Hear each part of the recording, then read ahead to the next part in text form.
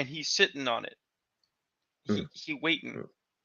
He putting together his plans.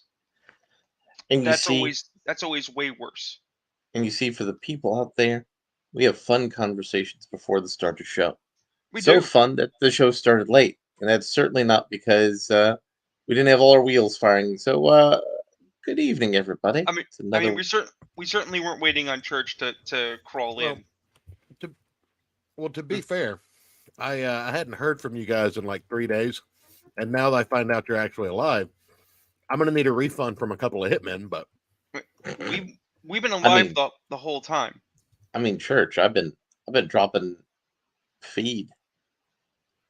not in the regular thing. Not that Yeah, I've I seen. have. No, Yeah. There's been nothing really.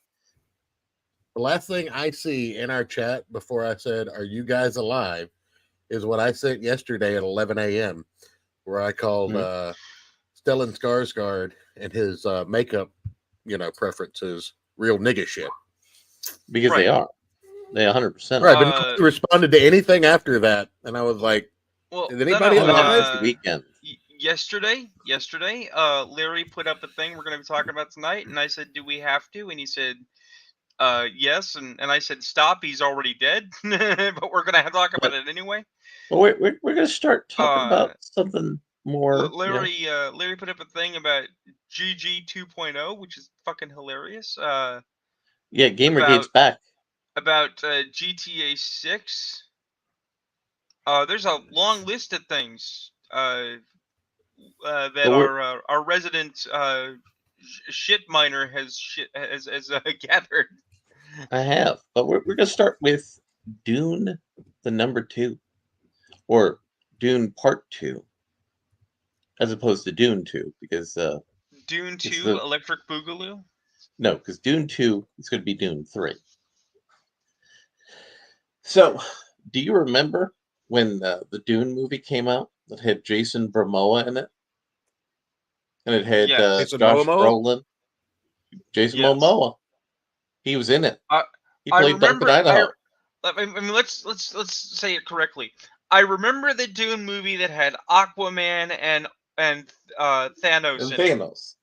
Exactly. because we all know. Oh, and it had what's his name from Star Wars in it, because as much as these actors are all really good at their jobs, we know that's why they got hired for this piece.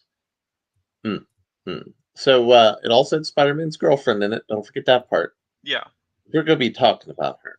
gotta So stack on as many of the current faces to make people kind of want to care about your movie, so that they don't go watch the one with Patrick Stewart in it.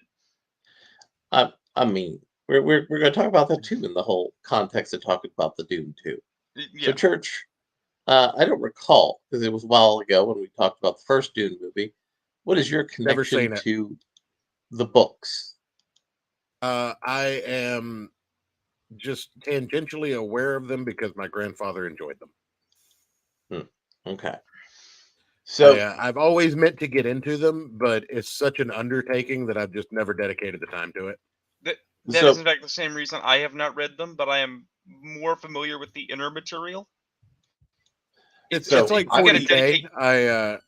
It's like 40K. I want to get into it. It seems like something that is right up my alley, but I look at the sheer amount of it and I'm like, yeah, I just don't know if I have time for all this.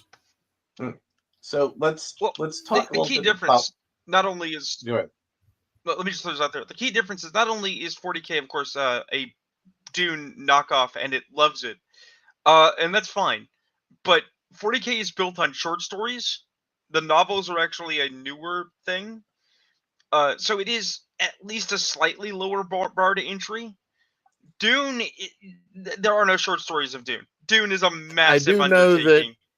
I do know that who controls the spice controls the universe. I am aware of I that. mean, that is one of the Um, memes from the book. I, I mean, well, also because uh, Du- uh, the Duke Harkonnen is amazing.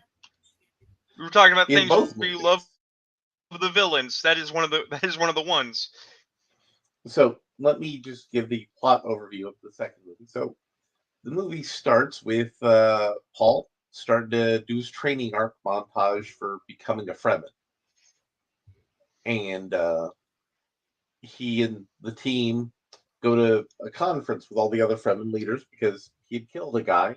The water has to be returned, has to, become part of Paul and Jessica's, ownership things. And Javier Bardem's character, Stilgar, says, "Hey, Lady Jessica, we need you to become a Reverend Mother." Now, what's very interesting in how they do it in this movie versus the original movie and also the book is she knows what she's about to do is fucked up, but she doesn't tell them until it happens. And then they all realize, oh, we screwed up. But they make a weird artistic choice as they don't bring Aaliyah in because they don't want to do a lot of time jumps, but they're having Paul have a war with Raban and everything, so they could have done that, but they went Wait, ahead didn't Aaliyah die like several years ago? No, you're thinking of an actual performer named Aaliyah. Yeah, you're thinking of someone who actually has that name, not a character in a book. I'm definitely not being a shitlord right now. Go ahead, continue. I mean, have you ever known us to catch the joke? I do not catch the joke often. They want Aaliyah in the next movie to be played by Anna Taylor-Joy. So she's just a weird, creepy baby talking to mom about the plot of the movie, which it really is deeply unsettling. Paul doesn't come into being the Paul Atreides of the book until like midway of the movie. Events happen, and then it's like he puts on his big boy pants, and he mans up. And Timothy Chalamet puts that out there, and I'm like going, okay. And then Paul drinks the water of life, and then he's all in. He pushes all of his chips into the center. And he is very good. But throughout the movie, he struggles with one of the central themes of Frank Herbert's work in the Dune books. These themes kind of get muddled in Brian Herbert's adaptations and expansions of the work. One of the things in the Dune books is, that in the universe there's a emperor of all humanity. The emperors are bad. Paul's the Messiah. Being the Messiah is bad. The Harkonnens have a sort of weird satanic religious industrial cult. That's bad. The whole idea of a big demagogic political figure, all of it's terrible. And a lot of the key actors in the key positions, they all act as in they understand how that context informs the reality that those characters are in. And it's like really good that clearly the director understood the material of the book and he talked to actors who are good at their job and they performed the material well. There's a scene where Princess Irulian meets with the head of the Bene Gesserit order, and she's like, I mean, Paul's the one, right? And she's like, yeah, probably. But, he's not acting the program, so we have to get rid of him. And we have other promising candidates. We can wait another couple of generations for the right one to come along. And I'm like going, that is really interesting. I like that performance. And as with the original movies and the books, there's a big fight. The bad guys lose because they basically fight a bunch of tribal desert people who surround them and take them all hostage and say, we're the captain now, not you. Yeah. Like you do.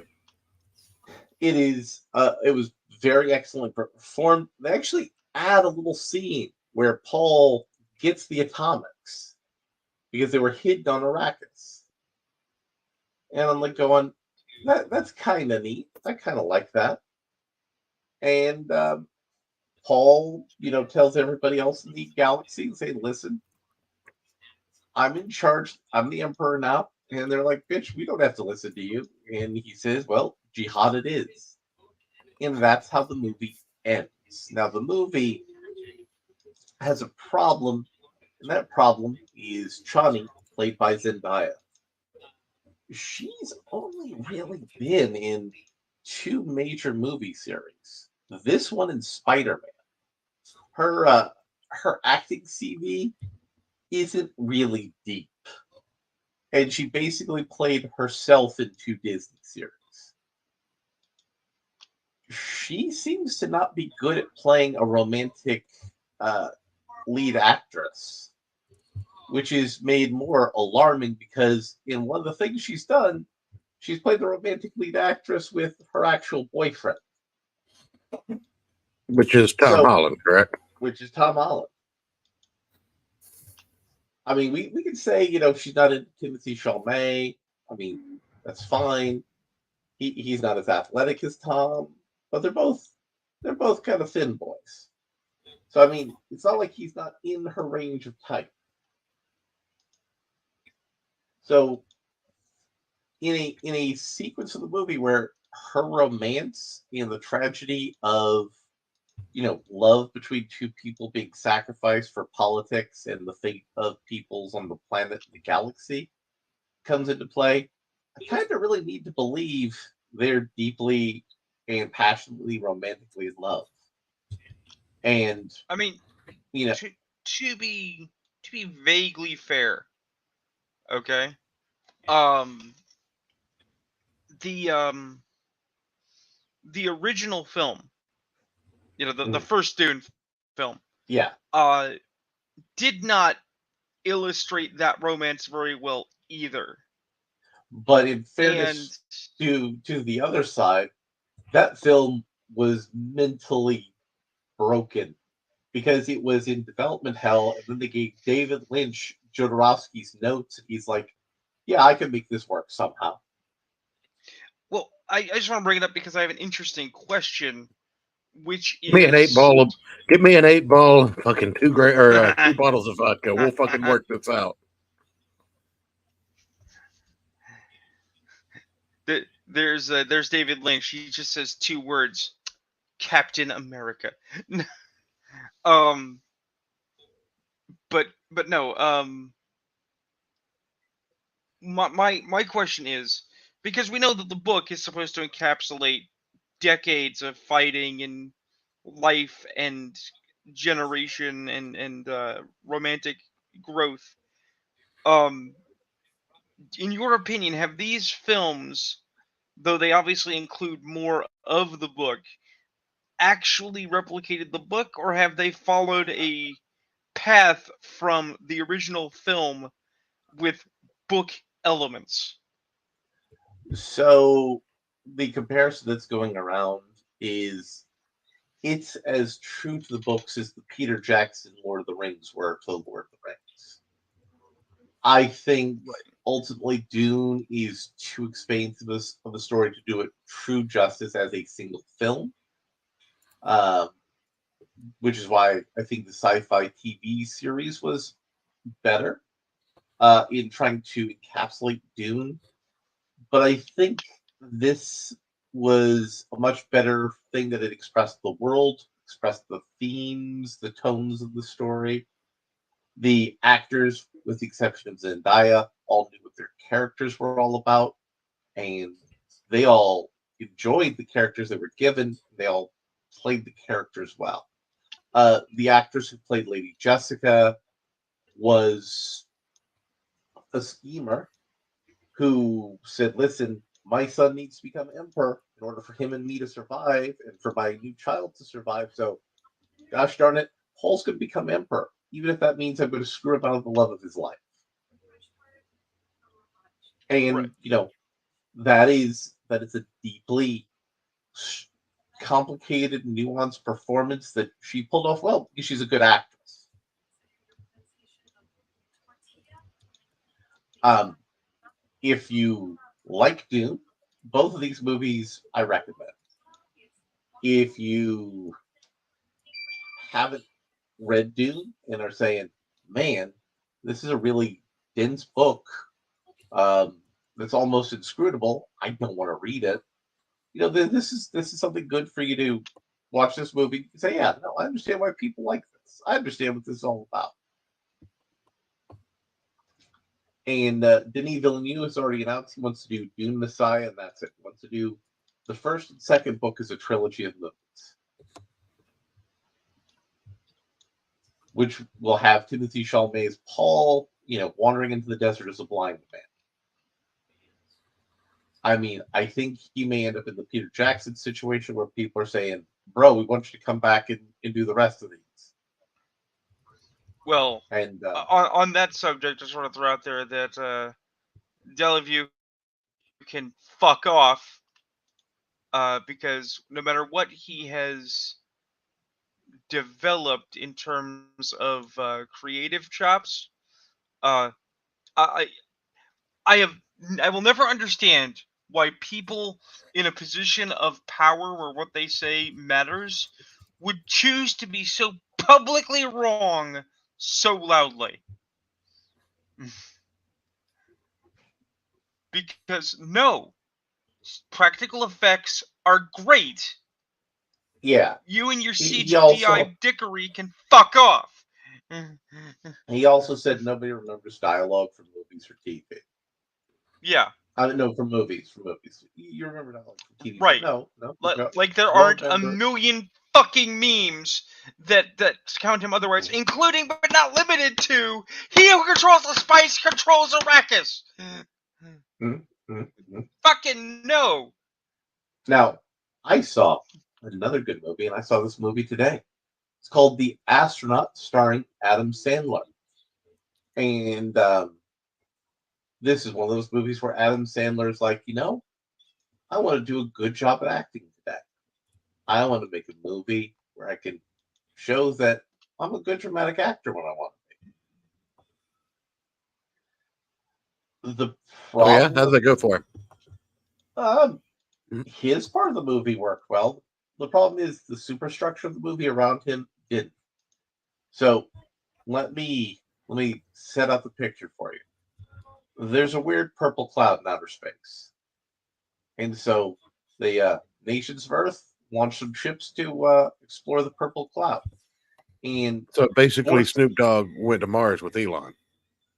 no, this is actually beyond Mars. And for some reason, the Czechs and the South Koreans are the two people who have a chance of actually getting to the space purple dragon. But Adam Sandler's astronaut has a problem. His wife's not talking to him. His wife's not talking to him because she's pregnant, she's freaking out, and her husband's been in outer space for about a year. And she's deciding to nope out and abandon him, abandon their marriage when, he's in outer space with a big piece of machinery and possibly, saving humanity from a weird purple energy. And, Adam Sandler's in a situation where the movie sets it up where you don't know if he's crazy or not because a giant spider shows up. It's a giant spider from outer space who becomes his friend. And the giant spider from outer space helps him realize his problems in his life. And his problems in his life all go back to the fact that his father was murdered for being a loyal communist and being an informant for the Communist Party. And how that affects his ability to be happy in his own marriage, and be meaningful and mindful and present for his wife, who needs him to be present. But at the flip side, the wife, who is dealing with her own emotional stuff, it takes her the whole film to say, I married a goddamn astronaut who's doing cool shit out in space that everybody else has, positive feelings about. I should have positive feelings about it too. And the Did you though? problem, I mean, you don't have to be okay with something just because everybody else says you do. well, no, but it's more like, the context of her going to a little commune for women who don't have their significant others to, give birth in. She realizes maybe I'm also the asshole in this relationship. Adam Sandler and the spider, which may or may not be a hallucination, escape into the purple cloud. Because his ship's about to explode, and he gets picked up by the South Koreans and gets returned to Earth to be with his wife and be there for the birth of his child. Okay. The acting from Adam Sandler is good. The acting from the wife is good, but the problem is they're being separated by literal hundreds of thousands of miles in outer space. Makes it hard for their psychodrama to really be engaging. I mean, you have a telekinetic space fighter, a telepathic space fighter that is like using plot device magic to connect Adam Sandler with her emotions, but it doesn't work. The story doesn't work. The actors are all doing a good job. The director's doing a good job with the story. It just doesn't work ultimately. I mean, I recommend you see it because it's an example that Adam Sandler, when he is being a good dude and motivated for his craft of acting, he can act. Okay. And got a comic book review too to bring to the table. So you remember how I've been talking about... Before we get too far from movies, though, I actually have seen a brand new movie that neither of you guys have ever heard of. What's that new movie? It's called No Country for Old Men. That's not a new movie. No, Brand new. It's just out this week. Nobody else has seen it. In fact, I am the only person who has ever seen it. I mean, these and other lies Church has told us. But I stumbled across Wendigoon's video on No Country for Old Men, and I don't know how you can do a 45-minute video on a movie you've never seen, but he did, and it enticed me to go watch this brand new movie that just came out. And I've decided that I'm going to experience No Country for Old Men in the complete opposite order that it was meant to be experienced. So, I watched Wendigoon's video in full, and then I saw the film. And next week, I'm going to listen to the audiobook that has not yet been released, for anyone else to consume. But... since I have not seen this video, please explain to me, what did he say that was so magnetic you needed to go watch a movie that he had not seen but reviewed anyway? Well, he actually akined it to another movie that I was tangentially familiar with called The Seventh Seal, where apparently the Coen brothers drew allusions to... What do you mean, ew? Seventh Seal's an awful movie. What's your problem with The Seventh Seal? Huh? It's terrible. Death giving you the option to live by playing chess is a terrible premise? He's thinking of the different Seven Seals. I think this is a French film, right? It's only available in English subtitles. It's about... Well, I mean, I would watch a French film. No, I was thinking about the one with Johnny Depp about Satan. No, that's The Seven Gates. And that is an excellent movie. It's an excellent movie, especially when you understand the deep lore of the book. We can argue about that once we get past the comic reviews. But what I'm getting at is that the Seventh Seal, the premise of it is basically a knight returns to, I believe, his planet, and finds that he's marked for death, and death has come for him and offers to give him the reprieve via a chess game. And that in and of itself intrigued me. I need to go back and watch that. It's available on YouTube with full subtitles.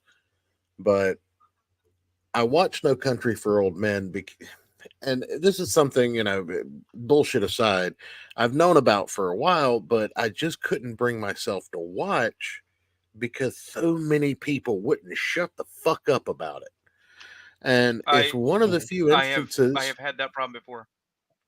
It's one of the few instances where the amount of, just praise that this film had actually was warranted. Um, it was the good movie. It's very. It reminded me a little bit of The Fifth Element. There's no big standoff except for a minor encounter between the protagonist and the antagonist. They don't ever really sit down and speak face to face. Your antagonist Anton Chigurh, like Wendigoon said, is more of a primal force than a human being. Um, that was pretty cool. And you come to find out throughout the movie that the main character isn't your protagonist, it isn't your antagonist, it is the sheriff narrating the story and his personal battle with the fact that the world keeps changing around him and there's not shit he can do about it. So, all in all, I really enjoyed it, and I kind of kicked myself a little bit, not much, but a little bit for naysaying something that actually was really good. I I have I have had that problem more than once with a property where people rant at it so strongly that your visceral reaction is leave me the fuck alone. And then when you Yeah, finally see it, at best, you either love it or you're like, okay, well that was fine. I never want to go through yeah. this process again. Well, one thing that I do have is, instead of it just being a situation where, yeah, I stumbled across this video or whatever. The reason this video even came up in my notice was because I've been toying around with listening to the audiobook for a book called Blood Meridian by the same author as No Country I'm for Old familiar Men. with it. That's the other one And that everyone's apparently, talking about. apparently, it is the most awful thing ever fucking written. It's not. It sounds pretty good, actually. Is it? It sounds pretty good, but the two things I always hear is, "Oh, it's awful. Everything is awful that happens in it," which is like, well, that might be true. Followed closely by, "They could never make it a movie." They could never. They said Dune was an unmakeable movie too. They said And Citizen the Kane Well, first should not be made. in the first Dune movie was unmakeable, but they made it anyway. Yeah. So I don't know about the first Dune movie. Like I said, Dune's one of those things that just always seemed just kind of unapproachable unless you were very committed to it. I personally don't like things that are, unapproachable. I like I'm, easy. I like things that. Go ahead. I'm just saying that if we only go by what is said rather than the exact materials that are in it, Blood Meridian is getting that same patina where it's like anyone who has read it wants you to know how fucking amazing it is, and it might be, but then follows it up with, and it is so beyond the pale strange that you could never even comprehend it. And it's like, no, I'm pretty sure it's doable, guys. Well, the uh, biggest turnoff for me is its trappings as a western. I I've mean, never been a huge fan of westerns. I get it. I like things that use the trappings of westerns as parody and stuff like that. But I've never been a big fan of westerns that take themselves seriously. Like, yeah, I get it. You're a badass. Um, what do you expect me to do with this information? see, I'm not a fan of Cormac McCarthy, much like I am not a Okay. fan of Chuck Dixon. Okay. All right. I Any have never read particular anything of. reason do you? I've never read anything of his I'm particularly impressed with. And the two things Okay. that were adapted, the films were fine, but they weren't, things that make me go, man, I gotta read the book of this. No Country for Old Men actually did kind of give me that I really should read the source material for this, because it's going to make me decide whether or not Cormac McCarthy is a talented writer, or if this is a situation where you've got a great directing team and the Coen brothers taking something that is, you know, just overhyped and making it good. You get what I'm saying? Yeah, I get what you're saying. You know, like The Matrix probably shouldn't have worked, but it had good directors on it, even if they're batshit insane. I actually posit that it did not uh work because of the quality of its creative team. It worked because of the originality of the visual spectacle, and because people are That's dumb. But that's neither well, I here nor mean, there. Hmm. that the same can be said for any Radiohead concert. I mean, even if you don't like the music, the light show's fucking intense. Right. I will mention that I didn't know Cormac McCarthy from Adam. Did not know, in fact, that No Country for Old Men and Blood Meridian were his work. But He also did The Road. I was gonna say I did enjoy The Yeah. Road. Well, that's actually what I was planning on. Like, if I enjoyed No Country for Old Men, I was planning on tackling The Road before I got into Blood Meridian. Again, I don't enjoy post-apocalyptic fiction as a rule because I view it largely as pornographic fiction. I enjoy post-apocalyptic fiction, Fallout, all that shit. My thing is that I enjoyed it as what it was, and I think this is where the whole "oh my god, you don't know how good it is" problem comes in. Is people seek to elevate the material above what it is. If we just talk about No Country for Old Men, okay, Mhm. you could make the argument that Anton Chigurh is an incarnation of death and a metaphysical force of nature, and is in fact a non-character. You could do that, Right. right? I'm not saying that's even a wrong interpretation, but you can also just watch the movie as a down-to-earth neo-Western film noir and enjoy it. It can be Well, exactly what it looks like. if you haven't seen the video that Wendigoon put out, I I'm gonna did. spoil that a little bit here. Once But you he mentioned doesn't. some things about it, I was like, "Oh no, I have seen that video." But he doesn't. He doesn't say that Anton Chigurh is an embodiment of death per se. He says that an alliteration is made towards that, but he feels Right. that Anton Chigurh actually represents the world and his, inability to be changed. That it's hard Well, and it's not fair, and I'm the closest thing you're going to get to fairness is that coin flip. well. I have to make a comparison to some stupid drama on the internets. Okay. Okay. Currently on the Twitter in the writing sphere, there's a slap fight with disingenuous actors on all sides about an infographic. Right. On one end is the language that is written. On the other end is the language that the critical response says. So that when you have a piece of text that's describing fucking curtains in a room, what the author Mm-hmm. meant is the curtains are fucking blue.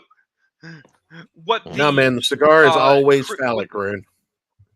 right? Wait, that's the thing. The critic is like the blue curtains are representative of the character's depression and inner turmoil going back to. So it's like the thing is that the reason the conversation itself is disingenuous is because both can be correct and both can be wrong. You have to judge the medium both as it is on its own 2 feet within the broader Mhm. context of the author's critical work and how you feel about it as a person, right? Now, I do have to say I have an author's recorded opinion about that.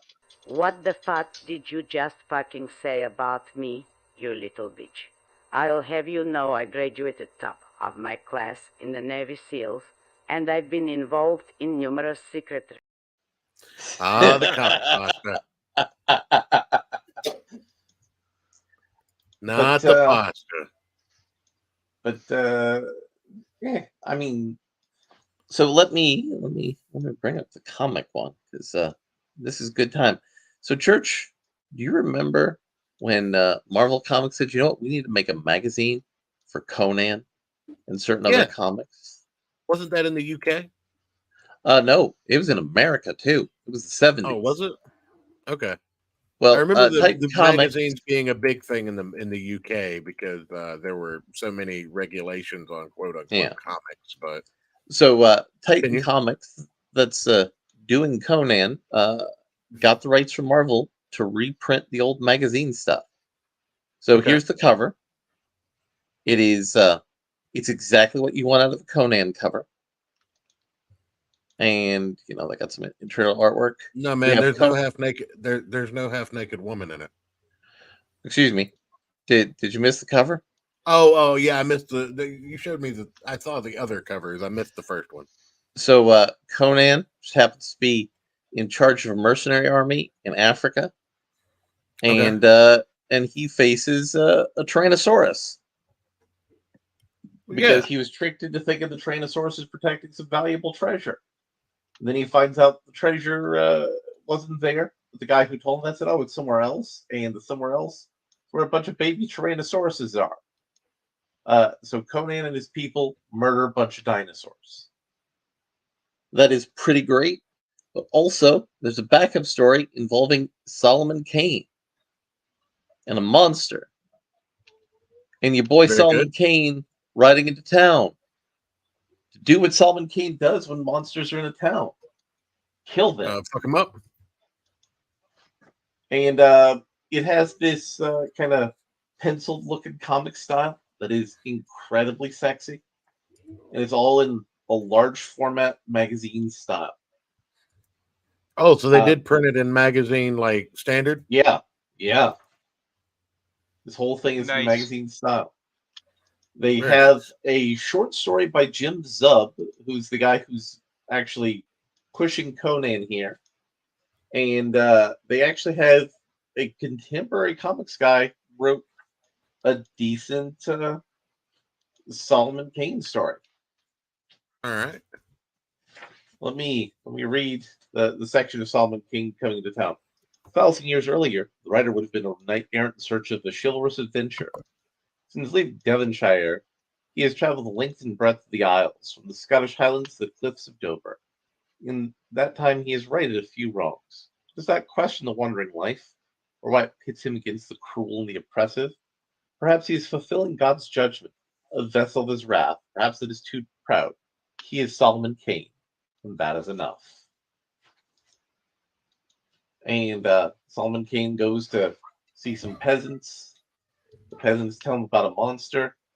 He goes off to murder the monster and encounters some pagans. And he doesn't care for those pagans, but you know what? There's a monster that's kidnapping children. That's got to be more important. And What about Z somebody wrote, Germans? what was that? What about Z Germans? There's no Germans Is involved it in this. Germans?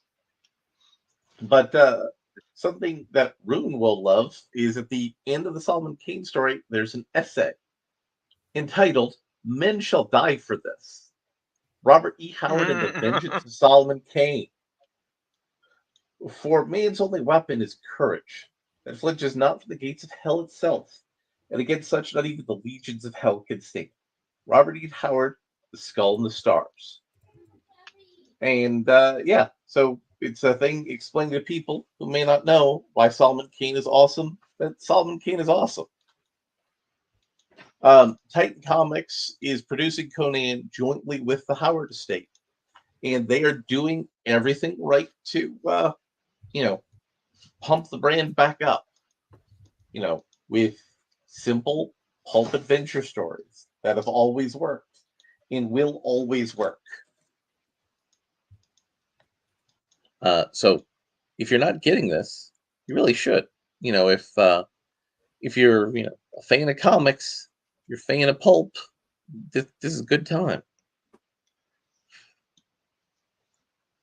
So Church, Rune, Yeah. have you encountered any comics since last week? I've I encountered actually, some and steered away. Yes. I don't know if I mentioned this last time we gathered, but I have recently read the more recent run of Venom comics, Hmm. and I was surprised to find that the trials and tribulations of Eddie Brock's son now taking on the legacy of Venom is not terrible, but my God, it's got schizophrenia.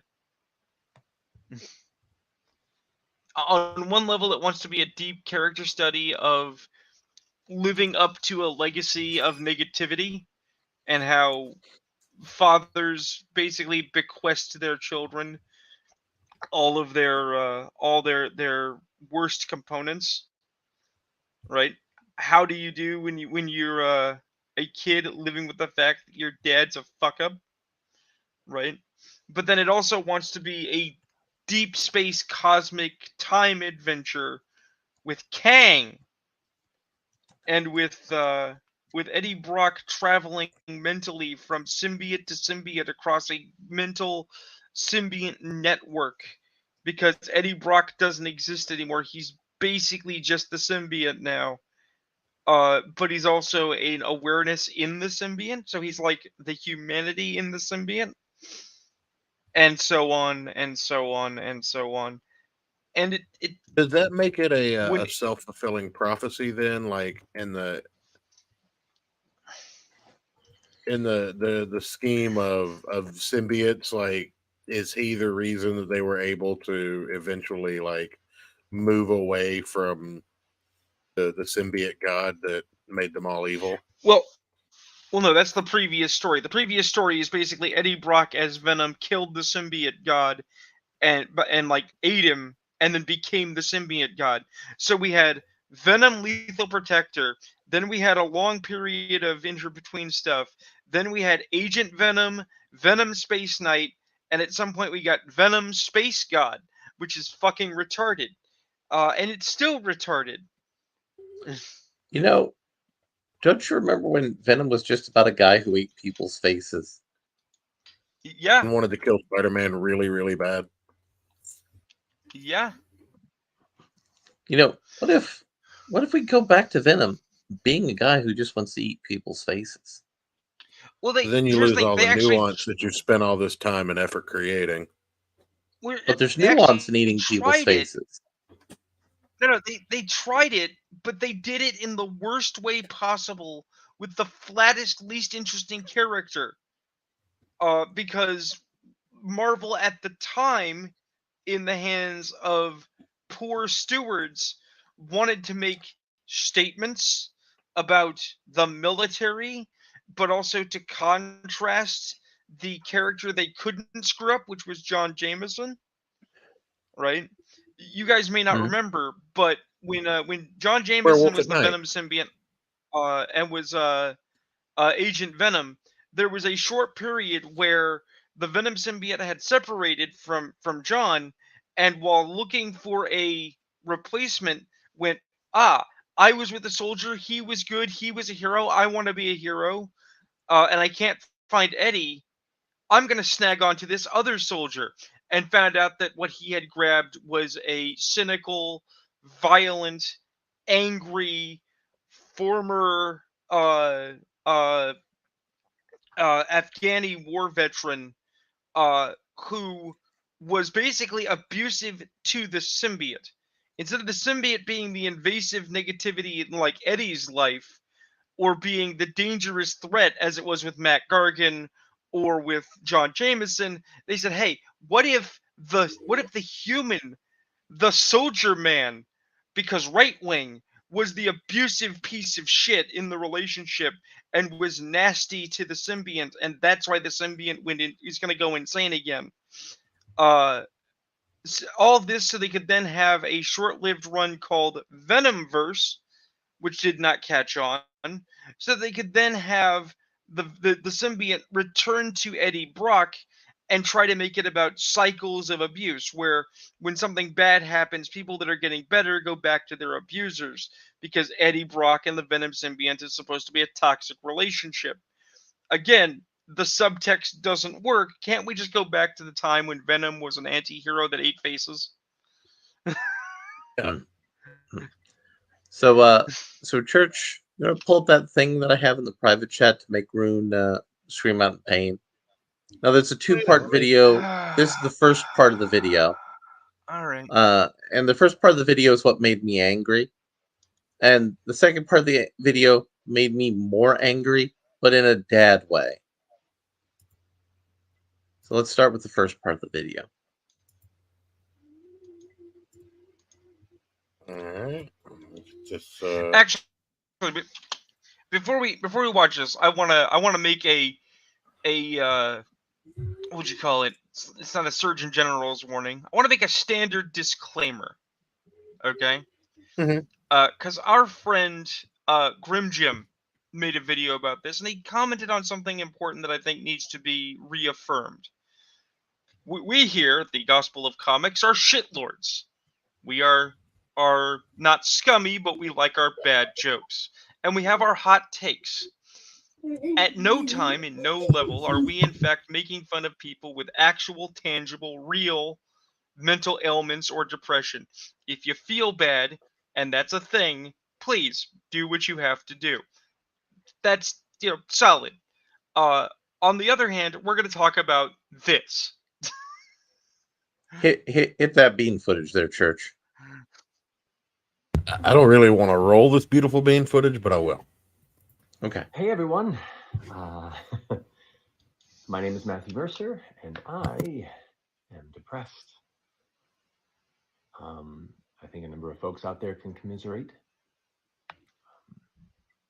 I've had a number of things that I should be celebrating in my life as of late, and I have a hard time engaging and fully embracing with a lot of them.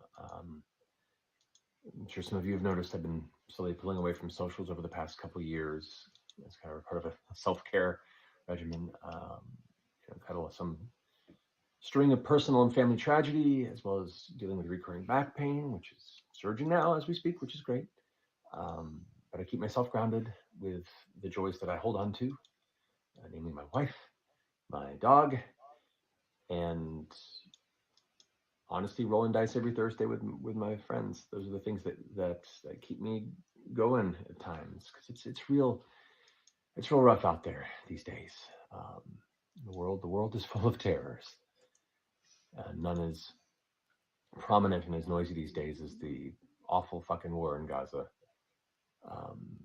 The ever mounting atrocities that are being committed against innocent civilians. The Palestinian families that have been displaced and forced into nightmarish humanitarian crisis. This is all so much, and I can't help but feel empty and lost in a lot of it. This is a discourse I haven't had the spoons to really engage with. I didn't feel like I had a place of experience or authority to speak on some of it, and also know that for some it'll never be enough. My therapist explicitly, after talking to her about this many times, said this is not a place for me to engage with my own mental health. So I quietly did what spoons I had for, you know what I mean. Okay, now, first of all, what you may not be aware of, Church, but Rune and I are aware of, the fans of Critical Role were being upset that Matthew and his team weren't doing more. They donated 50 grand to charities supporting Palestinian causes, but they demanded that they speak with their voice. And that first half of the video, there's a second half there, Church, is Matt starting the conversation. The second half of the video is where you realize he's using his own depression to handle a PR problem in his company, which makes him a really gross piece of shit. Well, why are you even talking about being depressed on Twitter? I mean, here's the thing. if Matthew Mercer wanted to, you got the second one loaded up? Yeah. Let's play the second one. And you'll hear the part where he's being the corporate now.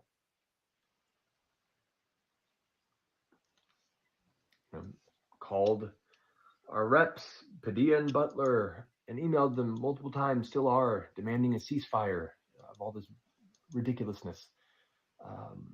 Outside of the CRF donation, me and Marish have donated $15,000 of our own money to a number of charities, sending aid and helping out with the Palestinian civilians. And we're privileged that we can do that, but that's important to us. And proudly watching many friends in our spaces standing up and speaking for those who right now can't. But today, with the bloody violence surrounding the Gaza aid trucks that, some of our dollars communally have likely gone towards, I'm just left here having to squeeze what water I can from this stone.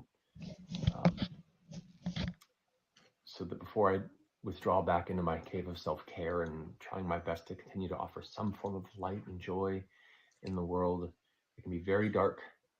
I just wanted to reach out to those out there that are struggling like me, like many of us are, and know that you are not alone.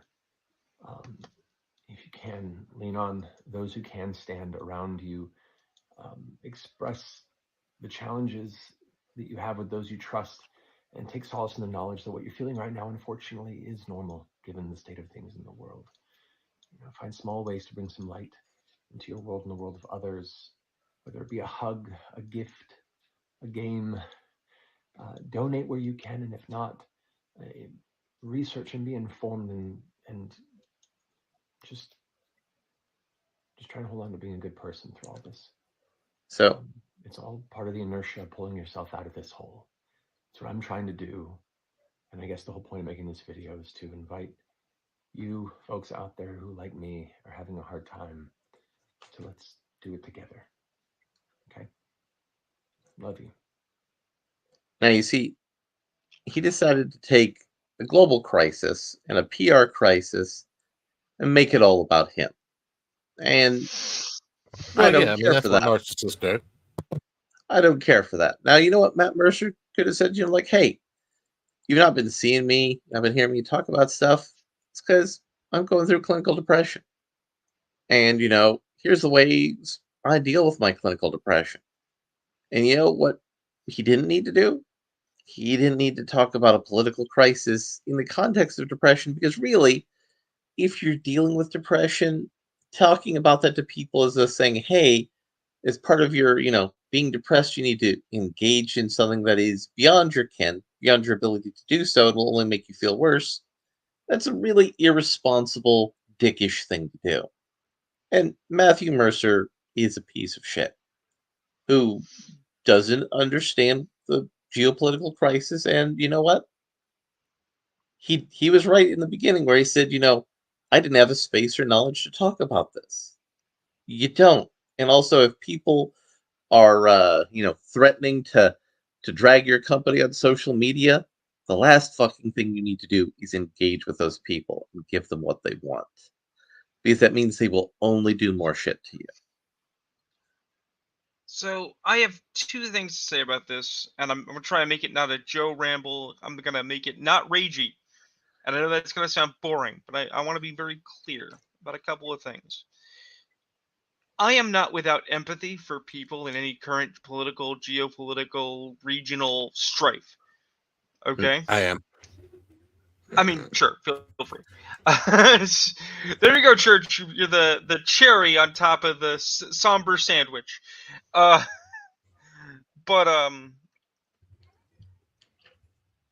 I have been depressed for a number of reasons, off and on. I get depressed for a number of reasons, off and on, just like anyone else. And this is not clinical depression. This is mundane life sucks depression. Okay. What am I depressed about? I am depressed that I am slowly hemorrhaging money, and that I am struggling to find ways to make money, to get rid of money, to save money, that kind of thing. Right? Those are real That you're problems. suffering from a debilitating physical condition that will Right. shorten your life and shorten your quality of life. Right. The reason I don't get depressed about Gaza isn't because I don't care. It's because that is 3 billion miles away in another country with another culture with people that I can't help or know. And I don't want to see the video of Hamas weaving around corpses in glee. I don't want to see the destroyed buildings. Not because I don't believe they're there. They're there, but because I don't need that on my soul when I have practical concerns in front of me that are depressing. So You we're don't gonna need start Twitter with showing that. you a guy setting himself on fire. I don't. I do. No one needed to I've see seen that. it. I've, I mean, I I've did. seen it and I didn't need it. Again, church. I mean, that's you. Yeah. But with But that in mind, the other thing, and I want to be clear again. Everybody deals with their stuff differently. I understand it. I am not a medical professional, but I have lived 32 years of my life from birth with someone who had actual manic depression. Okay? And I have had particularly bad depression because when you live with somebody who is a literal energy vampire, you learn how deep you can go. Your physiological and psychological responses um, coincide with your experiential context. Okay?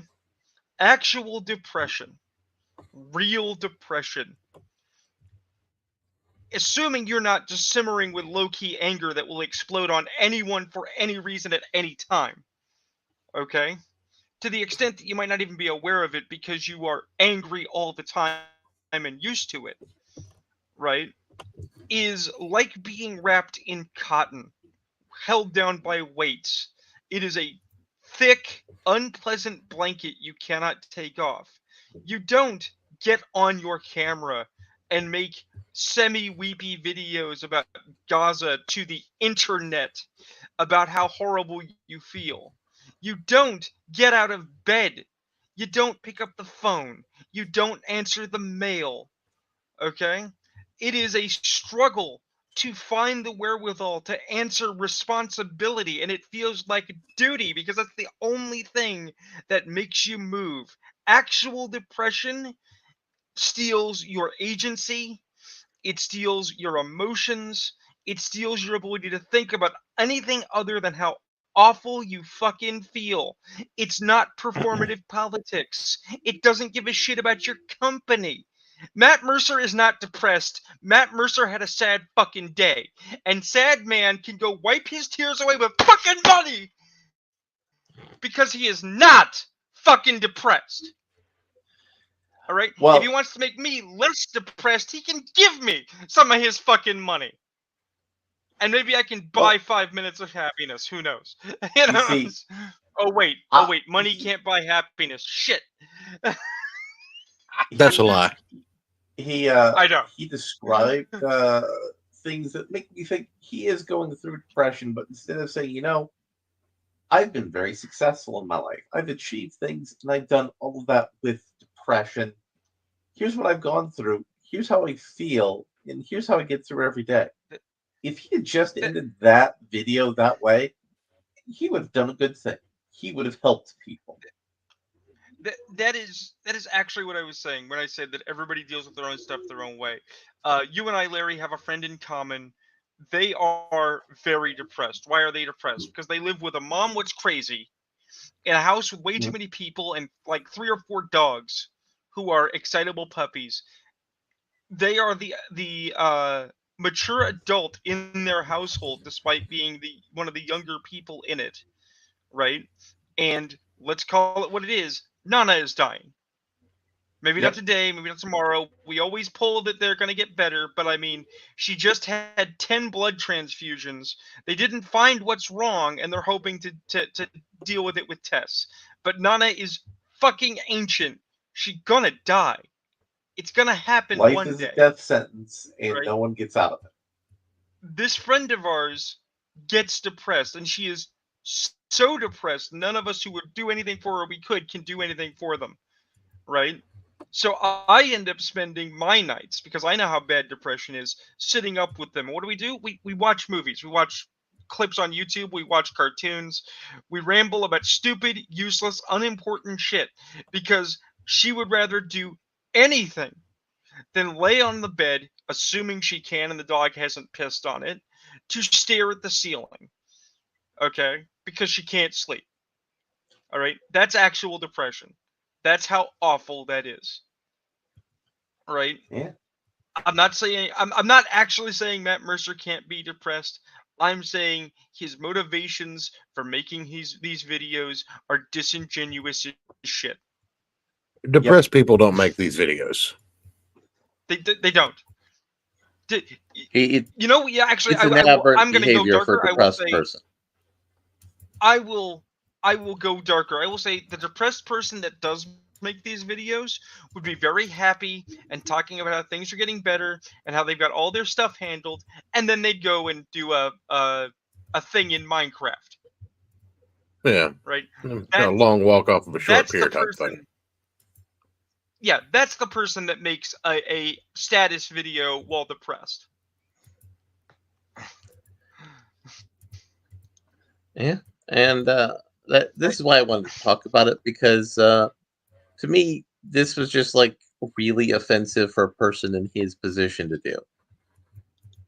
You know, you're doing this because your company's in a bad situation, and you know you're just awful for doing that. So are you up on the Oh, you whole mean sweet because baby business? Candelabra Obscure is not selling? Is that part of it? Well, I mean, it's because people are threatening them because you're not doing enough to talk about the situation with the Palestinians. So, are you familiar with this sweet baby situation we've been talking about on the private chat, Mr. Church? Only vaguely.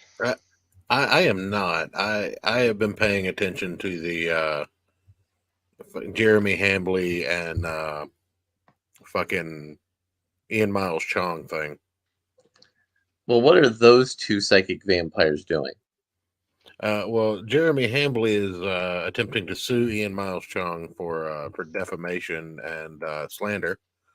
That'll be interesting. Well, what is the claim that Ian I made haven't that was defamatory? I haven't gotten that far into it yet, but basically he's now threatening Jeremy to withdraw the lawsuit lest Ian pulls up his old tweets, because that's a threat.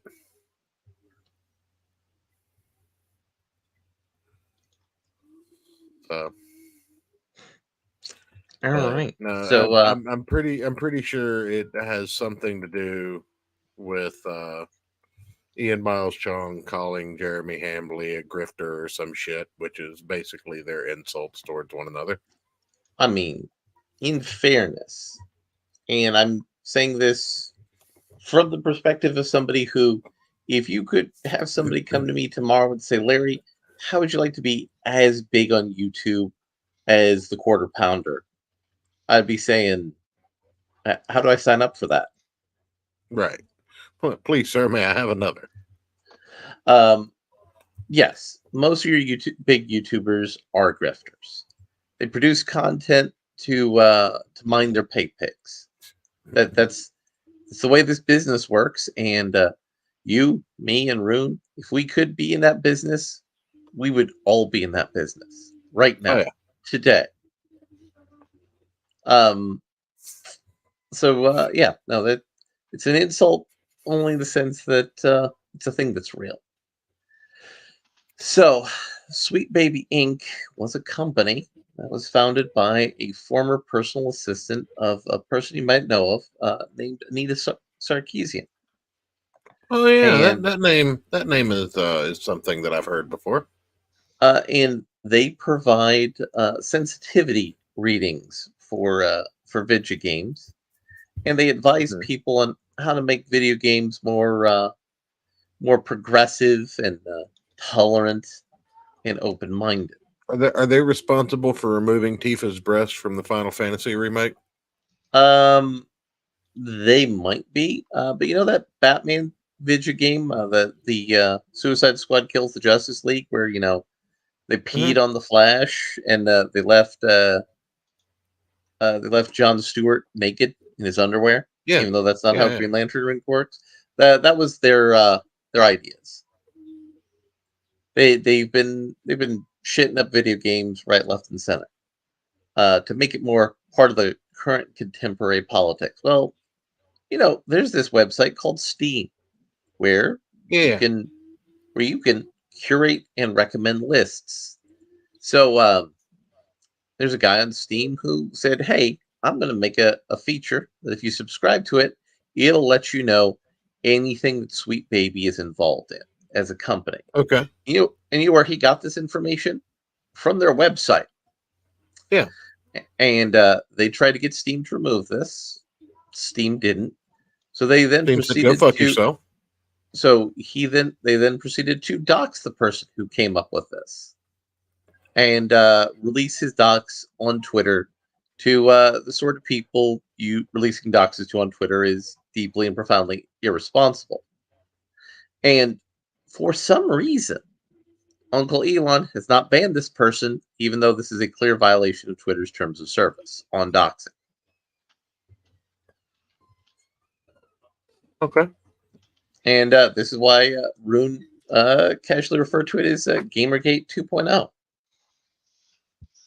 Well, as many people have already stated, because they are responding appropriately, what it is that it's just a proof that everything that Gamergate claimed to be trying to avail people of and put a stop to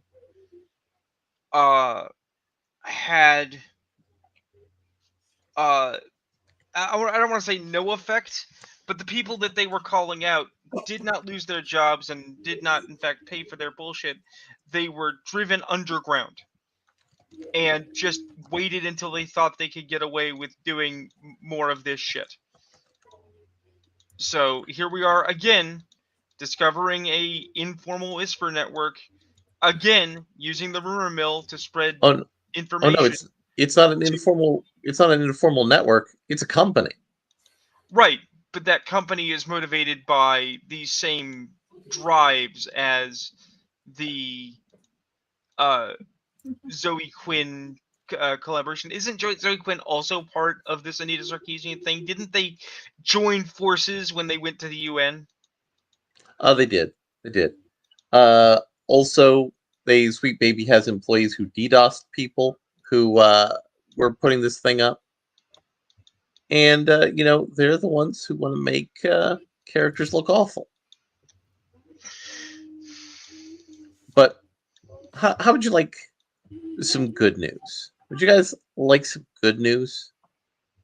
Something to make you feel better? There's good news. I mean, there is. I started with good news. The Dune thing was good. I was telling people how that's a good movie. You'll have a good time. I actually didn't get that from the way you described it. Well, I did. It said it was a good movie. I said, though, I didn't care for Zendaya. I'm being an asshole, but continue. All right. So, Gina Carano says Pedro Pascal and Carl Weathers did not believe what happened to me was correct. Actress Gina Carano, who was fired from The Mandalorian by Kathleen Kennedy and the Walt Disney Corporation back in 2020, recently shared that all of her co-stars, including Pedro Pascal and Carl Weathers, did not like that she was fired. Now, neither of them have said so publicly, and Carl Weathers can't say so publicly anymore. I was about to say, you're invoking the dead man. That's dangerous business. Because he is dead. During an appearance on the PBD podcast, Carano was asked, were there a lot of people in Hollywood who reached out to you and agreed with you, but couldn't be vocal and said, look, you're right, we're with you. We agree with you, but we can't publicly say that because it's going to hurt our career. Did you get a lot of calls like that? Carano answered, not initially. I got no calls initially, but I got a lot of support, and I've gotten more support. I go to these fan expos, and people come up to me and say, like, we're so with you, sister. We're, like, with you. And I'm like, I know. She continued, I think there's a lot of people in the middle. I think there are a lot of actors that are just, I know a lot of my co-stars that hate what happened to me. Bill Burr was just incredible and awesome, and Bill Burr has in fact said publicly that he didn't care for it. And Bill Burr also, said, you can cancel me, but I got a black wife. So what are you going to do? And they haven't canceled Bill Burr. You can't cancel Bill Burr. You can't really cancel a comedian unless they let you, Mm-hmm. or they're not a good comedian. Exactly. Like we saw And that with what's his name, the guy that jerks off a lot. yep, he did have to wait. He had to wait it out a little bit. No. I mean, they got him because he's not that good. No, he's back now. Yeah, I mean, they all come back. This is actually the real They can't- problem, in my opinion. They canceled Roseanne and they brought that shit back. The real problem with cancelization is that cancelization doesn't mean anything. And I'm not saying it doesn't affect people. I'm not saying it doesn't destroy lives, because it does. But this needs to go away. This idea of taking this concept from pop media of a TV show has been canceled. It needs to stop being used as a social control. Well, I mean, it's not. They're taking it from actually social media. I don't care how social media co-opted it. The terminology is clearly television inspired. The Oh no, important point it that came I'm directly getting at- from. It the came important directly from point social that media. I'm getting at is that if you're not going to bring someone up on charges and take them to fucking court, stop trying to destroy people's lives. Okay? How would that benefit these people? It doesn't matter about benefit. I'm not talking about the acuity. They're obviously going to keep doing it. I'm saying someone somewhere, even if it's on this show where no one's watching and the points don't matter, needs to actually say the words, if you're not going to bring people up on fucking charges and they're not going to see jail time, stop destroying lives. It's not a victory. It's not ethically correct. It's fucking bullshit. I do not recall the founding of the nation, including we will have rule of law and everyone will have their day in court, unless that day in court happens to be the opinion of 12 people that we don't like.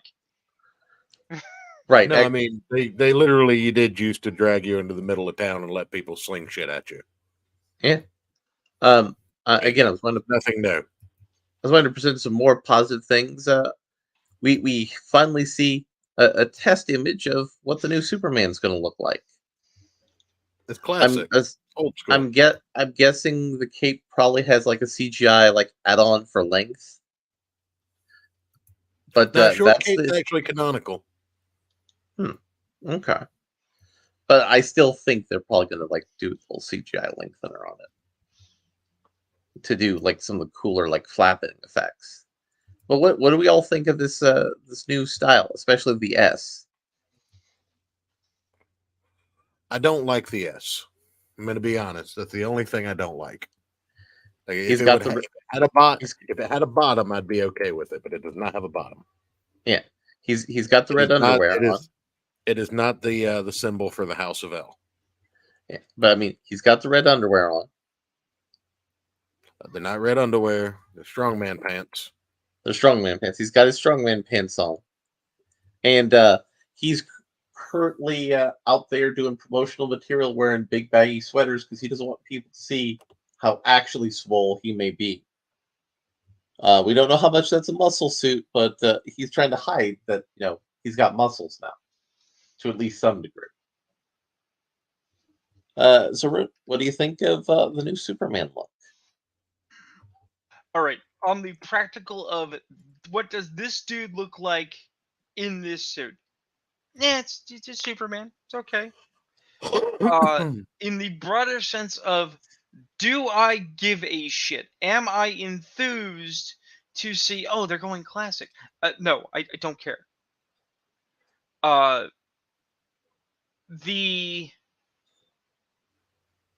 actually, to take a sidestep, I actually liked the film The Batman. I thought that was quite interesting. I would be on board to see more if they actually do it. Well, there is a second one coming out. Now they're talking about it. If it happens, it happens. But Batman as a property is not yet burned. Okay? I think Superman has been very poorly used and has been hammered like shit. And the desperation to get a Superman property rolling is hurting them. Leave him What are alone. you talking about? Gene Hackman as Lex Luthor was the best thing that ever hit cinematography. It was, Or but that was cinematography. also many, many years ago, Church. I was Church, I was being facetious. I know, I know you were being facetious, but you're also not wrong. but my biggest concern about this movie is it's basically Superman versus the Authority, and there are other superheroes involved as well. I'm not sure how that's going to work. I'm not sure how that big an ensemble piece is going to work around Superman. But I mean, they're at least showing me they care about establishing a good, strong Superman visual. So, have you been keeping up with the Yaira drama? The what? The Yaira drama. Uh, Speak English to me, and maybe I have. Yaira is the latest property from the Rippaverse, Oh and yeah, Eric no, July I saw promised. I saw that they were offering a fulfillment service, which is interesting. Well, we'll talk about that too. But so Eric July promised that we'd have Yaira this winter, and it's March, and he's announcing a pre-order campaign for Yaira.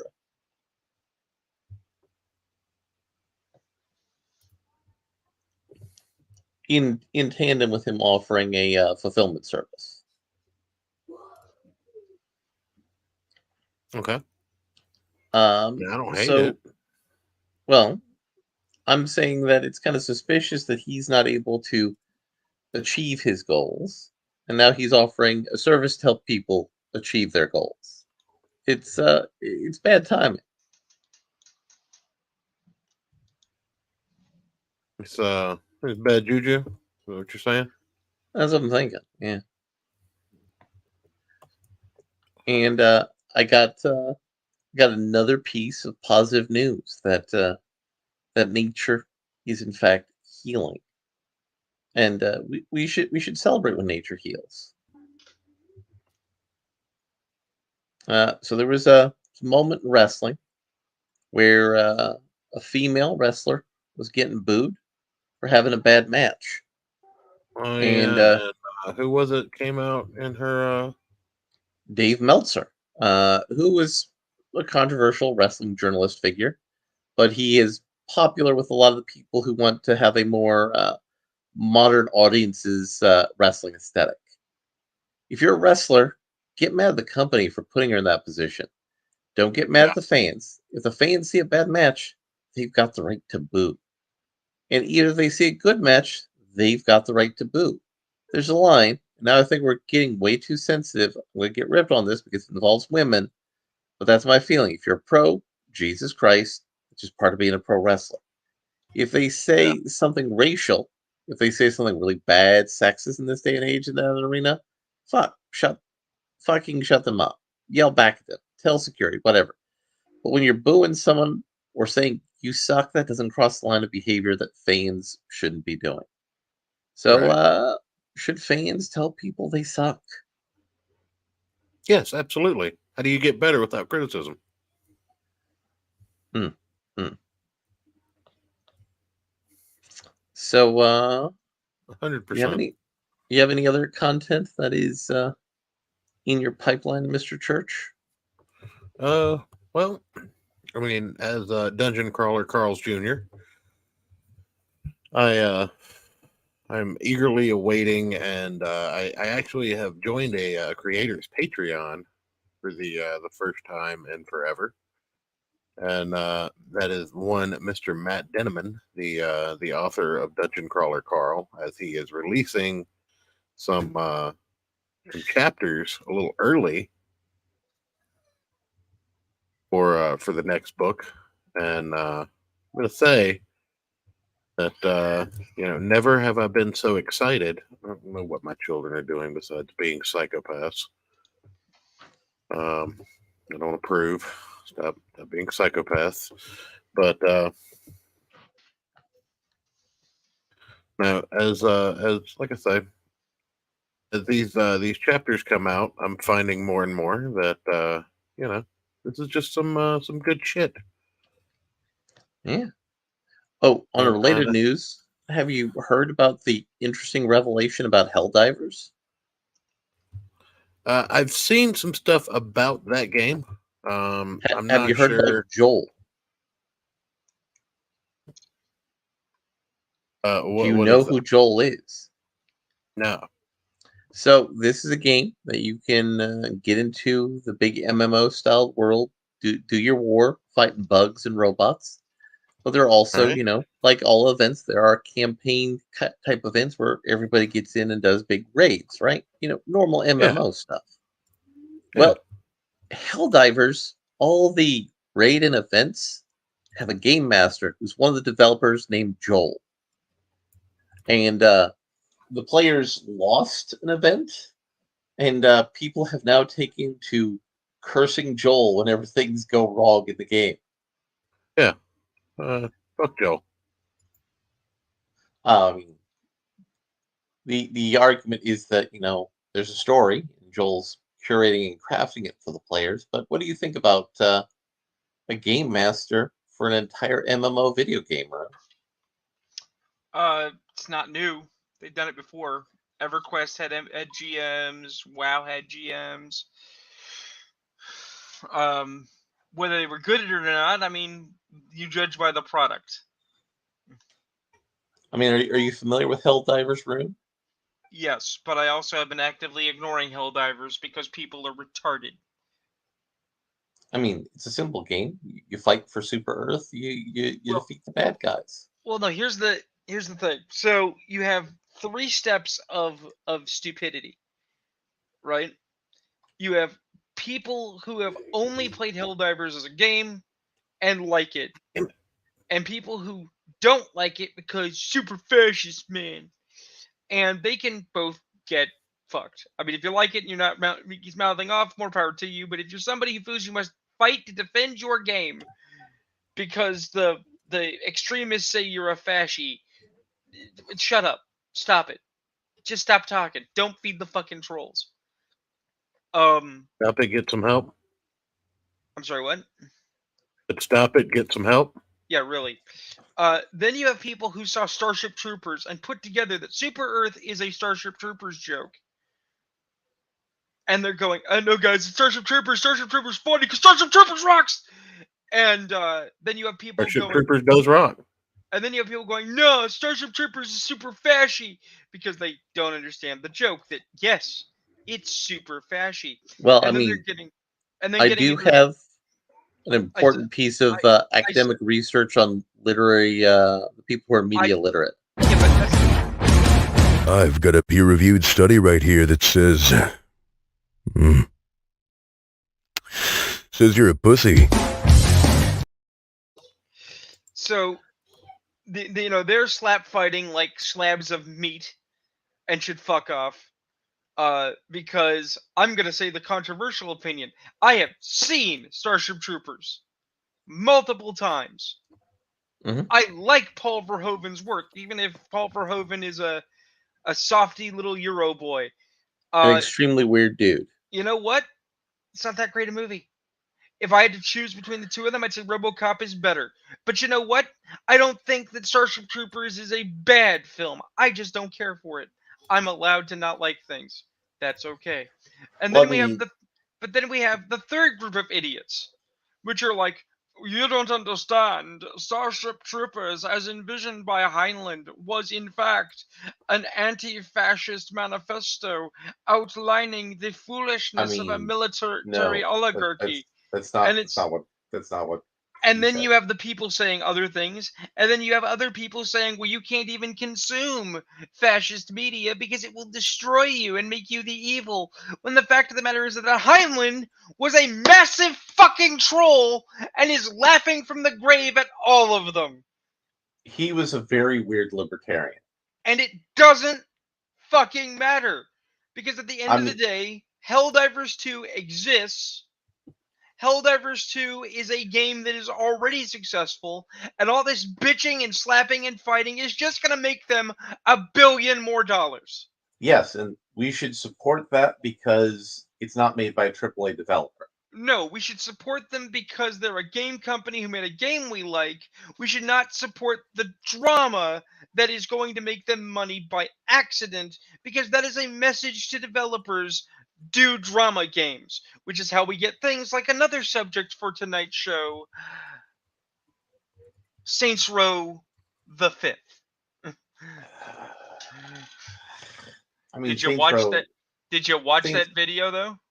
Saints Row lost the script a long time ago. Yeah, but did you watch that video I sent in? Hmm. Yes, no, kinda. I did. I found that all that stuff very interesting. For those who have not seen the video, which I mean we could give you if you want, the short fat otaku, also known as Rev, had words apparently with an industry That is a insider. name that I didn't think I was ever going to hear again. Oh, Short Fat Otaku's actually been building himself back up. Are you saying that is a presence you have not felt in a long time there, Darth Vader? That it absolutely. I mean, that's some old Ethan Ralph lore. But Short Fat Otaku was one of V. Yep. He still name drops V as a friend. Yeah. And V was Sargon's right hand man. I know. Mhm. But he apparently got a word in edgewise with a Volition insider, not even Deep Silver, Volition, who basically dropped tea 6 months ago about what went on during the utter collapse of Saints Row and the conflicting drives in the company that led to its failure. And basically, it's a combination of the guys who did Saints Row didn't want to do Saints Row anymore because they were older and more mature and had kids now and wanted to not be known for the dick and fart game thing. They wanted to be real designers, quote unquote. Well, hold up. Why didn't they want to make a game their kids would have fun with? Because that is the question. I mean, it's the same reason that when asked about movies, Ron Howard said he'd never make a movie that his kids couldn't watch, but then did not answer if his children would ever be old enough to watch porn. I mean, on a related note to that, I mean, Raul Julia made Street Fighter for his kids. Oh yeah. Frank Langella was Skeletor. Did for his kids. Job for his kids. Oh yeah. No, if you actually love your kids and don't care that they might judge you for what you've done, then it's great. But if you're the kind of person that is ashamed of your past and you try to occlude it, no, that doesn't work.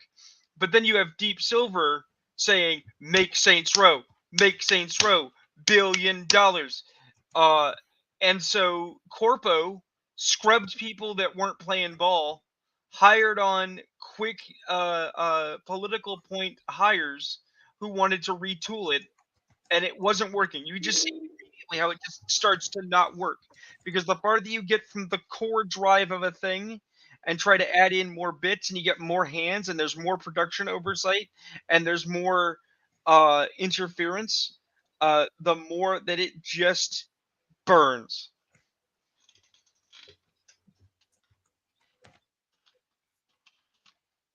Yeah. You're not wrong. So, yeah, that's let's see, what else did I have in our show prep list for today? Well, you never really got into the new book from Rippaverse. I mean, we mentioned it, but we didn't actually discuss like what the so you remember the blonde chick? The issue is it was supposed to come out in winter. Oh, it's was now it? Early. It was. Now it's early spring, and they're doing a pre-order by arguing, well, technically it's still winter. Look, I'm just gonna say the answer is we mentioned the Rippaverse exists. Let's move on. I don't care about the Rippaverse anymore. I'm not interested in Eric July and what he's got to say. He spurned all of his credit with me. He's he sounds like an idiot because I think he's an idiot. Mhm. Okay. I'm not interested in the specifics of any of his books, and I am, what is it, Ripasens? I am not interested in his new service by which he's going to start theoretically publishing like No, Image. it's not a publishing. It's a fulfillment service. Fulfillment, which is Yeah. something that I said EVS should have been doing this whole time. Right. And That's actually and- one thing that he's doing and- that I have to give him a little bit of credit I mean, on. EVS Something has that- been doing it this whole time. and with that in No, mind, no. I am Well, and he's with doing that- fulfillment and helping other people do their fulfillment while still maintaining some. And- Like he's put out more books than EVS has at this point. and I am not interested in the Eric July EVS slap fight for who is the patron saint of indie comics, because neither of them is going to be fucking Stan. It's not going to happen. No, I'm Stop just it. saying. well, nobody's ever going to just- be Stan again. So here's Just stop a cold, it. Get some hard help. bit. Here's a cold, hard, bitter pill to take. But the people who have the most success on crowdfunding for indie comics, who've done dozens of comics consistently. Alterna? No, Yes. titty and porn comics. Oh well, yeah, but Alterna also has had a lot of success, and I mean, they're successful, but I'm talking about super duper successful. Titties and porn sell. If we wanted to be, selling comics right, left, and center, we'd be making titty comics. Tyler from Tyler Draws, he's making cheesecake titty comics. Those are selling. Tim Lim, he's got a whole line of cheesecake titty comics. Those are selling. yeah. I need a cooling pad for this laptop.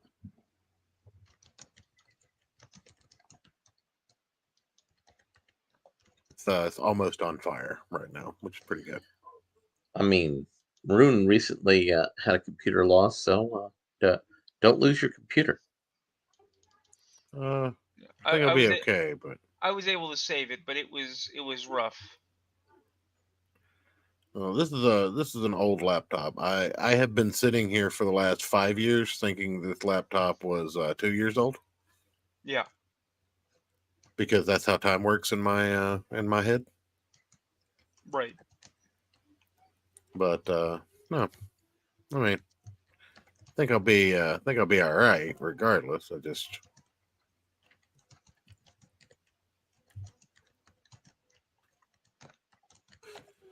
So I want to let you all know I'm going to be not here in 2 weeks because I'm going to be in Okay. Michigan. I may not be here next week. 'Cause I'm going to be in Ohio. We're just going to miss each other.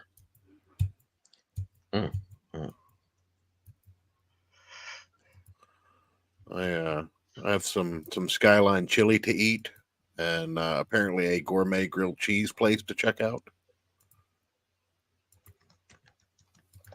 I'd really like to find somewhere that sells Toff's ice cream, but we can only have what we can have.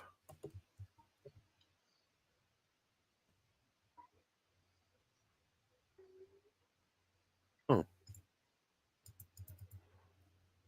Nothing? No, nothing. No, Okay. I'm I mean- listening to that. I mean, you're being matter of fact about you're going to Cincinnati. I mean, Well, I'm going to the Akron Cleveland area. Skyline Chili is pretty much the only thing that traverses the entirety of Ohio. Most of the rest of the state has its own fucking has its own culinary thing. Like apparently near Columbus, they have a deep dish scene. that's interesting. I would have thought that they'd be closer to like a Pittsburgh style pizza. I mean, I don't pretend to know. I just I ask for recommendations from people. Sometimes they Mhm. give them to me.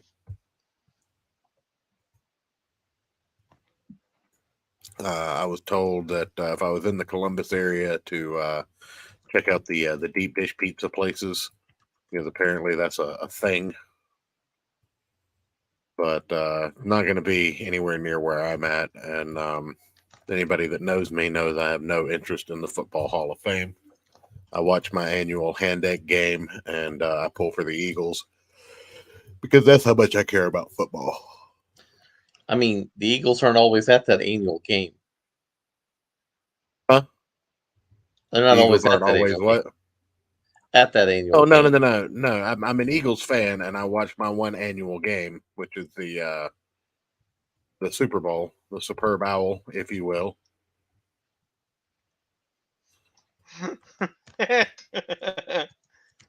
But The Superb Owl is actually an old meme.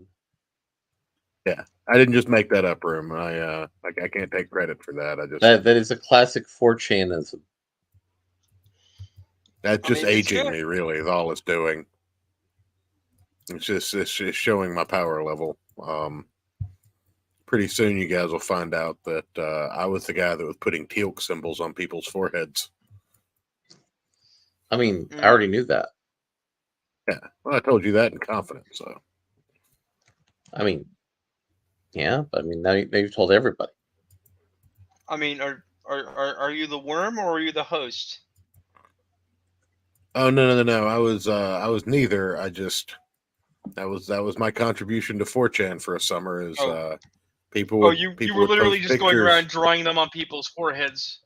Yes. I had it as a Photoshop file, and anytime someone would post a photo of a female to ask about whether she was hot or not, or talk about someone in particular, I would just drop the teal'c symbol on them and move along. No context, no reason, no rhyme, just chaos. Right. I mean, some people just want to watch the world fall into a pseudo ancient Egyptian interstellar empire and conquer worlds. Well, they had these really awesome laser staffs, man. They really I want a did, laser and then in the staff. show they completely shit on them. I mean, who doesn't want a fucking laser staff? I mean, why didn't they have more weapons? And we know why. It's because Sci-Fi Channel couldn't afford budget. Well, I mean, Showtime was the one that had the real budget. Right, but they only made what, one season of the original? They had more than that. Let me see how many there were. I thought they made the original pilot as a film, and then it got picked up by or some Sci-Fi shit. No. No. The original film was just the film. No. There was the film, and then there was the film, and then Showtime. Oh, you mean that 2 hour? You mean the 2 hour special that was the original, the pilot? So on Showtime were seasons 1 through 5, and on Sci-Fi were seasons 6 through 10. Yeah. And that was a 10-year span of television. Right. And so, what do we want to close out the show with, Church? I got nothing in particular. I again been playing some 7 days. Been waiting. Fallout. Fallout is coming to Magic the Gathering. Mm-hmm. Because Fallout's coming to Amazon Prime. Well, honestly, I think it's because Wizards of the Coast is using everything they can to try and cash in on what little goodwill and spending power the game still demands. Not just cash in, but make up for massive shortfalls. They lost a lot of money in D&D recently. Well, they're losing a lot of money in Magic the Gathering too. I don't know if you guys. I mean, obviously, you guys don't play the game like I do, but there is there's a set that comes out. Probably, I mean, it's been pretty much steady since Modern was created as a format. Modern, for those that don't know, any card with a Modern card frame can be played in Modern. With very few exceptions on the ban list. But they've been creating these sets called Modern Horizons to specifically boost those decks and offer some variety to the format. Maybe create a healthy environment in the community. And those sets have always been what is known as a premium set in Magic the Gathering. However, when I say premium set in Magic the Gathering, I mean as if an average box cost about $110, you would expect to pay about 160, maybe close to 200 for a box of this product. They threw that completely out the window this year, and a box of Modern Horizon 3 is like closer to $300. The collector's bundle for Modern Horizon 3 is going to be closer to $500, which, G-minutely Christmas. huh? I said G-minutely Christmas. Yeah, it's just entirely too overpriced, and it almost seems like they're just trying to do a final cash grab and shoving as much product as they possibly can. Wizards also came out and acknowledged the secondary market, which is kind of a big no-no because of their relationship with the secondary market and creating a reserved list of cards that they would never reprint. But they said in an interview where they were asked about the Modern Horizon debacle that they didn't create modern event decks, modern ready decks in this set, and instead opted to create commander decks, making it the first modern set that will include cards that are not modern legal. And they justified this by saying, well, we couldn't really put together a cost-effective modern deck because most modern decks run about $1,500. Well, those are secondary market prices. Every card costs Wizards of the Coast the same amount. They should never acknowledge the fact that they're putting cards out with the knowledge that they're going to skyrocket up to, whether through artificial means or intentional means, the $100 price tags that they have. And what I was hearing from one of my bros who's currently into Magic is if you wait 6 months, all this shit is marked down 50% minimum. Not in modern, because it never rotates out. It never cycles. That's standard. Those are standard prices. But in modern and commander, if they become staples in those formats, they never ever price out because their usefulness until they're replaced by something is never something that gets overwritten. In standard, you have a rotating, so to speak, like a rotating format. So every 16 months or so, you can expect your cards to become worthless in standard unless they're being played in modern or commander. But to state that these cards are too expensive, quote unquote, to reprint and put in event decks because it would hurt the game economy is basically saying, yes, we know that our game is prohibitive and it's cost prohibitive, and we know that our game is reliant on a secondary market, and we're okay with that. I mean, this all brings us back ultimately in comics, in film, in other things, to a real problem in our media sources right now, which is anti-consumer practices. Yes. You're saying, look, we're going to put out a product. It's going to be the price it is because it's the price we want it at. You don't have any other choice if you want it. And oh, by the way, we're going to find every way not just to make a profit, but to prohibitively gouge you. And we don't care if it hurts our business because we'll just move on to a different business. This metric going all the way back to at least 2008 or probably older of too big to fail needs to stop. We need to stop collectively rewarding the worst fucking behavior in general. Yeah.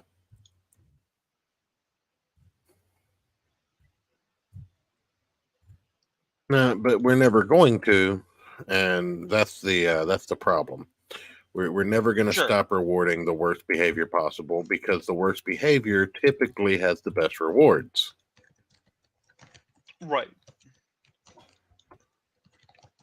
So for as long as people continue to allow these companies to get away with these practices with little to no oversight, there's no point in even broaching the subject because what's going to change? Why would it? Right. I mean, it's a sad I mean, state, but it's the state of it affairs that is. we have. It's a downer to near end of show on, but I mean it is factual, right? Because Yeah. what you're talking about is the idea, not that um WotC or Magic the Gathering doesn't have value. You're saying they're making the public admission, oh, we know these are overpriced. We know these gouge you. We know that you're addicted to our products like a drug, so we can keep doing it. And if it becomes non-viable, we've got our golden parachute prepared in advance, Oh, so we hold don't on. give a shit.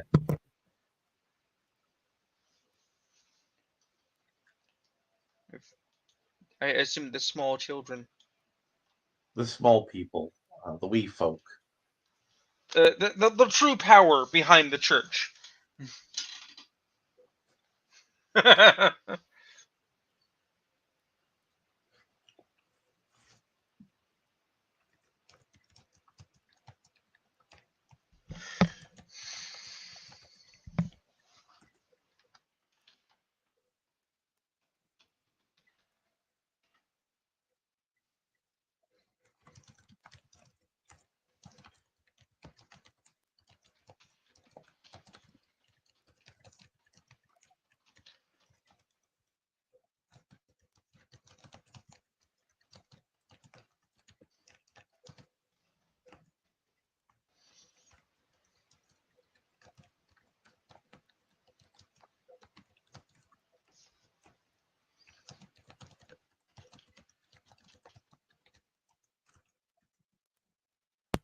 All right, sorry, I had a child. I mean, that was what we presumed immediately. As you should.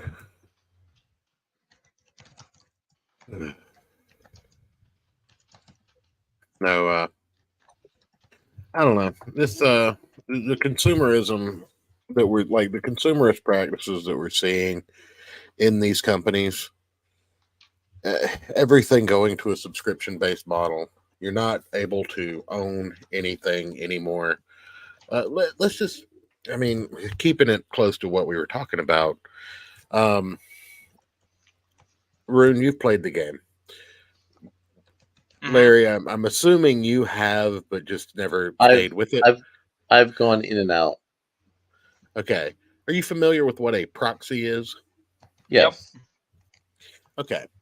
So when someone can't afford or is playtesting or just generally doesn't want to spend $4,000 on a card but wants to play it for any rhyme or reason, and they're allowed to do so in whatever environment that they're playing in, they will create what is known as a proxy. Okay. Well, what does it say about a company that instead of sanctioning the product that they charge for, they just print proxies that are egregiously priced? And by that, I mean, let's take a look at Magic 30.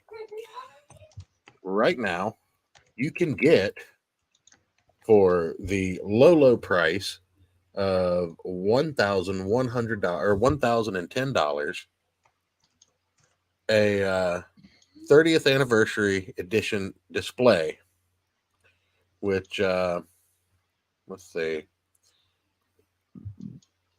I believe contains, how many packs does this hold? Yeah, there we go. So a 30th anniversary booster box contains 4 packs of 15 cards each. Okay.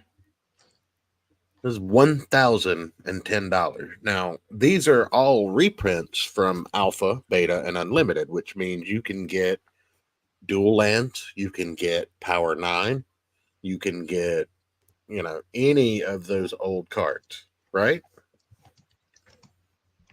But they're not vintage legal. Here's the other problem, and I think this is a good point to close on because it is comics adjacent. The reason these are bad practices isn't even because they suck for the customer, which they do. Okay? Mhm. These are bad practices for corporate, and corporate should know better. Let's take this classroom example for what it is. You can, as a company, choose to print proxies and charge an arm and a leg for them. If there is a market and people are willing to pay for it, then you are not wrong to charge them that. Because they should be smart enough to go, I'm not paying for that. Charging anyone $400 for a piece of cardboard should make you feel bad. It should, but what I'm talking about specifically is that it should not just make you feel bad to offer it, it should make the customer buying it feel bad for buying it. They should be walking away and going, God, I'm a sucker, because they are. Right? Well, but I mean, the actual mistake, this is the key thing. The actual mistake is not the offer. It's stupid, but it's not a mistake. It is building your business to be dependent on that model. And we know this because that's what happened in comics. Comics transitioned from let's be a book manufacture business to let's be a market collector speculating market. And then Marvel, in their infinite wisdom, said, you know what we need? Specialist covers. We'll make you pay for specialist covers. Is it a different story? No. Is it more story? No. Is it more pages? No. Is it better art? No. It is the same art on the same thing with a different cover, but we're going to charge you 3 times as much. Collect all 5 covers. And we saw what happened. The bubble burst. The comics bubble burst so hard it's never recovered. And that's, I think, what's going to happen to Magic. I've pulled it up on screen so you guys can see it. This is essentially a $400 proxy. Right. I've got it a is box. Not tournament legal. Here's like, I don't have a box full of that card. I have a box full of cards that look identical that are not proxies. And didn't have to pay $400 for them. I was gonna say, you got a box full of Savannahs? Possibly. I might have a Savannah. You got a Rune. If you have a Savannah, you're sitting on money. I am probably sitting on money. It is probably not in best condition mint. We'd have to go through it. Doesn't matter. You can still get $300-400 for it at like a 4. Possibly. It's really a question of how much damage I have done by playing with them. I mean, but anybody in any event, anybody who really wants it doesn't care. That's the answer. Well, here's the thing. I can actually get you some serious numbers here because I recently ordered 10 new proxy decks to take with me to Ohio because that is the purpose of the trip, to play some card games, right? Okay. So I'm gonna I proxied I think actually 12 new decks. So that is in Commander. I even proxied the basic lands because who can be fucked to pull out basic lands when I can have them all match? Let's see here. Where's my... All right, here's my order. So let's see here. Let me just take a look at my order.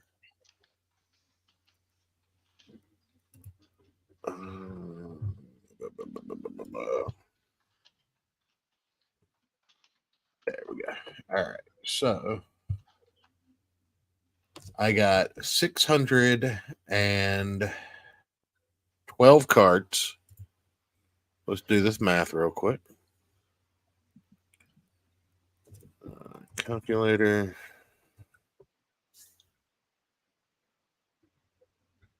So I got 612 cards for $122.